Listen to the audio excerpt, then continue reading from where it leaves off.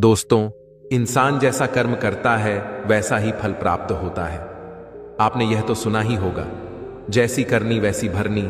मित्रों, जो जैसा कर्म करता है उसको वैसा ही फल प्राप्त होता है।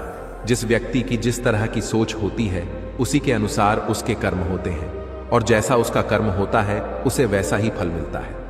दोस्तों, यह कहानी बहुत ही ज्ञानवर्धक है। इसको सुनने के बाद मनुष्य को कर्मों का फल कैसे मिलता है पता चल जाएगा। नमस्कार दोस्तों, एक गुरु का आश्रम था। एक बार जब वह गुरु अपने शिष्य को उपदेश दे रहे थे, तब उसके आनंद नाम के शिष्य ने पूछा कि गुरुदेव, कर्मों का फल कैसे मिलता है और जरा समझाइए। तब गुरुदेव आनंद से कहते हैं, भंते, हमने अपने जीवन में जो कुछ भी पाया, जो कुछ भी खोया, वह इसी दुनिया का था और वह यहीं पर रह जाएगा। हमारे साथ कुछ भी नहीं जाएगा। हम खाली आए थे, हम बिल्कुल खाली जाएंगे। और जो लोग अपने मन से बिल्कुल खाली होकर जाते हैं, वास्तव में उनके अंदर ज्ञान का दीप जल जाता है। वो आगे चलकर दूसरे जन्मों में निर्वाण की स्थिति को प्राप्त कर सकते हैं। लेकिन उससे पहले तुम्हें इस जीवन की निरर्थक को समझना होगा। यहां पर कुछ भी पाना या कुछ भी खोना कोई मायने नहीं रखता। हर इंसान को बचपन के दिन प्रिय क्यों होते हैं? क्योंकि उस समय उसे कोई भी चिंता ही नहीं रहती।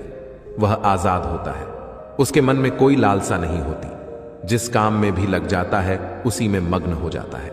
लेकिन जैसे जैसे इंसान की आयु बढ़ने लगती है, वैसे वैसे उसकी इच्छाएं, उसकी कामनाएं दिन ब दिन बढ़ती जाती हैं। और इसीलिए अक्सर इंसान भविष्य की तैयारी में लगा रहता है या फिर अतीत के बारे में सोचता रहता है और वह वर्तमान में जीना भूल जाता है।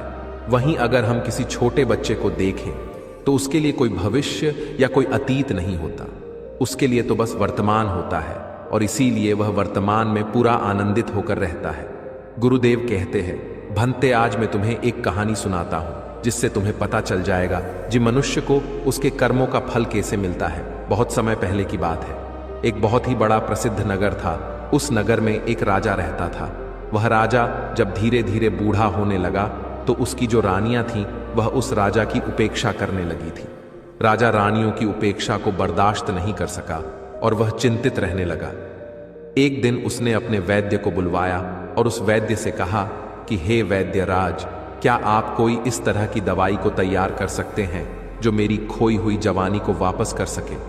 उस वैद्य ने सोचा कि यह राजा तो बड़ा ही मूर्ख है। यह फिर से जवान होना चाहता है। यह जानता है कि इस संसार में व्यक्ति यदि एक बार बूढ़ा हो गया तो दोबारा वह जवान नहीं हो सकता है। और यह मुझसे कह रहा है कि मुझे ऐसी दवाई तैयार करके दो जिससे मेरी खोई हुई जवानी वापस आ जाए। यह राजा जब इतना मूर्ख है तो इससे धन निकलवाना कोई बुरी बात नहीं है। इसीलिए मैं कोई ऐसी तरकीब लगाता हूं जिससे यह राजा मेरी ही चाल में फंस जाए। उस वैद्य के मन में राजा के प्रति जो भावना थी वह अच्छी नहीं थी। वह उससे धन लेना चाहता था और उस राजा की मूर्खता पर वह उसका राज्य पाठ भी हड़प करना चाहता था। उस वैद्य ने कहा कि राजन, दवा तो मैं तैयार कर सकता हूं और उस दवा से मैं जानता हूं कि आपको पूरी तरह से लाभ भी होगा। लेकिन इसके लिए मेरे द्वारा जो भी बातें हैं वह आपको स्वीकार करनी होगी और उसका आपको पालन भी करना होगा। राजा ने पूछा कि कौन सी बातें हैं? उस वैद्य ने कहा कि इसके लिए आपको करीब 8 महीने तक तहखाने में रहना होगा। राजा ने कहा कि किस लिए? वैद्य ने कहा कि यह दवा तभी अपना प्रभाव डाल पाएगी जहां पर सूर्य की किरण न पहुंच सके। तहखाना ऐसी जगह है जहां पर सूर्य की किरण नहीं पहुंच सकेगी।